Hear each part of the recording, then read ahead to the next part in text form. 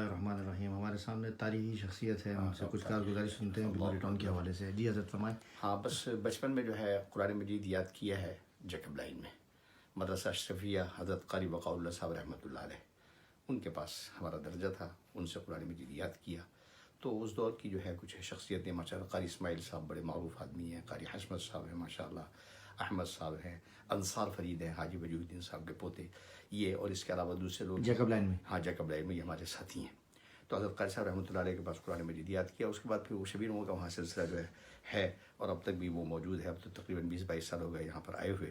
جرمنی میں ہاں شرکت کا موقع نہیں ملتا اب اس میں, لیکن الحمدللہ جیکب لائن اور جیکب لائن سے یادیں جو ہیں ہماری وابستہ ہیں الحمدللہ. اللہ کا شکر احسان ہے. اسی زمانے میں جو ہے ہمارے مولانا محمد رفیع صاحب بھی جو ہے جیکب لائن میں قرآن مجید یاد کرتے تھے. محمد رفیع عثمانی صاحب مولانا محمد وہیں پڑھتے تھے. جی جی. تو مولانا محمد رفیع صاحب بھی جو ہے قاری نذیر صاحب کے پاس جو ہے انہوں نے قرآن مجید یاد کیا ہے. اتفاق کی بات یہ ہے کہ قاری بقاء اللہ صاحب بھی اور حافظ عزیز صاحب بھی, دونوں کی قبریں جو ہے دارالعلوم کے احاطہ خراسان میں ہیں. اسی طرح سے اس دور میں جو ہے ہمارے احترام الحق صاحب جو مولانا ارشاد الحق صاحب کے بڑے صاحبزادے ہیں, وہ بھی ہمارے ساتھ قرآن مجید یاد کرتے تھے, حفظ کرتے تھے. ایک ان کے بھائی اور ہوا کرتے تھے اعتصام, وہ غالباً اس وقت لندن میں آ گئے تھے, اور اب بھی سنا ہے کہ یہیں پر ہی ہیں وہ لندن میں.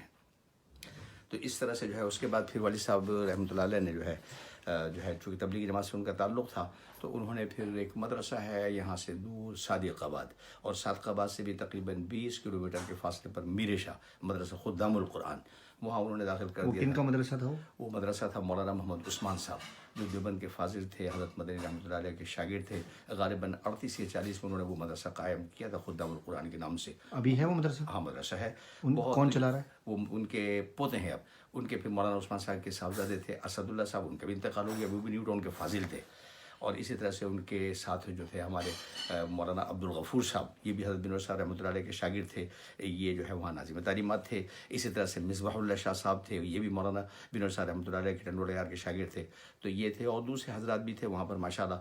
اس وقت پھر وہاں داخل کیا انہوں نے, تو میں پڑھا کرتا تھا وہاں قصص النبیین اور صرف وغیرہ, ابتدائی صرف جو ہے علم الصرف وغیرہ. اور اس کے بعد پھر کچھ عرصے کے بعد جو ہے پھر نیو ٹاؤن آ گئے تھے. نیو ٹاؤن میں جو ہے غالباً یہ بات ہے 58 کی, جس وقت ماشاء اللہ لگا تھا, مجھے یاد ہے اچھی طرح سے, اس وقت میں نیو ٹاؤن میں آ کے داخل ہوئے تھے. تو نیو ٹاؤن میں جو ہے تقریباً 3 سال میں نے گزارے. تو نیو ٹاؤن میں جو ہے اپنے مولانا حبیب اللہ صاحب ہمارے ساتھی تھے. اسی طرح سے بعد میں جو ہے مفتی احمد الرحمان صاحب بھی جو ہے وہ سما کے لیے تشریف لے آئے تھے, وہ بھی وہاں پر ہمارے درجے میں ہوا کرتے تھے. تو وہاں رہے ہم 3 سال. 3 سال جو ہے اپنے سارے رابعہ خامسہ. تو اس دور کے جو استاد تھے ہمارے مولانا لطف صاحب رحمۃ اللہ علیہ, حضرت بن صاحب رحمۃ اللہ علیہ, ان کے پاس قرآن مجید کا آخری پارہ تھا. اور اسی طرح سے مولانا ادریس صاحب, ان سے بھی پڑھتے رہے, اپنے جلائن انہوں نے پڑھائی تھی. ایک مولانا حامد صاحب ہوا کرتے تھے, اللہ تعالیٰ ان کو غریق رحمت کرے. وہ جب کوئی ان سے پوچھتا تھا تو وہ کہتے تھے میں بدر عالم صاحب کا بڑا بھائی ہوں. تو ان کے پاس ہمارا سبق ہوا کرتا تھا الفیہ کا. اسی طرح سے مولانا محمد صاحب تھے, ان کے پاس ہمارا سبق حضور شاشی کا.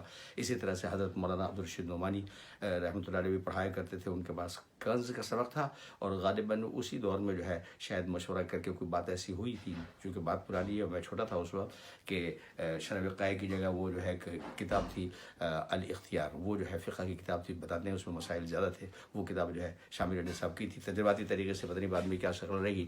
تو اس طرح سے جو ہے نیو ٹاؤن میں جو ہے ہمارا 3 سال رہے, 3 سال گزرے. تو اس کے بعد پھر جو ہے آخر میں جب قائد آباد میں چونکہ ہم رہا کرتے تھے اس زمانے میں, جو وہاں سے آتے تھے آپ؟ نہیں, قائد آباد جو ہے قریب تھا اس زمانے میں. جو جناح صاحب کی جو ہے نا یہ قبر, اس کے ارد گرد کچی ایک آبادی تھی, جھونپڑیاں پڑی ہوئی تھیں, اس کو قائد آباد بولتے تھے. ہاں قائد آباد ہوتے تھے وہاں. آج کل تو قائد آباد تو, ہاں وہ تو دوسری جگہ قائد آباد, وہ جو ہے اپنے وہاں اپنے لانی کے ساتھ نہیں, یہ اس قائد آباد کی بات کر رہا ہوں جہاں یہ مسجد ہے نا ختم نبوت کی جو ہے مرکز ہے, مسجد باب رحمت ہے غالباً اس کا نام. یہاں پر ایک کچی آبادی تھی ارد گرد, جس کو اٹھا دیا گیا, اور ایوب خان کے ماشاء اللہ کے زمانے میں ایک بستی آباد کی تھی جو ہے کرنگی کے نام سے, اب بھی ہے وہ. تو وہیں رہائش ہے. تو وہاں جب منتقل ہو گئے تو وہاں سے پھر جو ہے یہاں دارالعلوم میں داخلہ لے لیا تھا میں نے.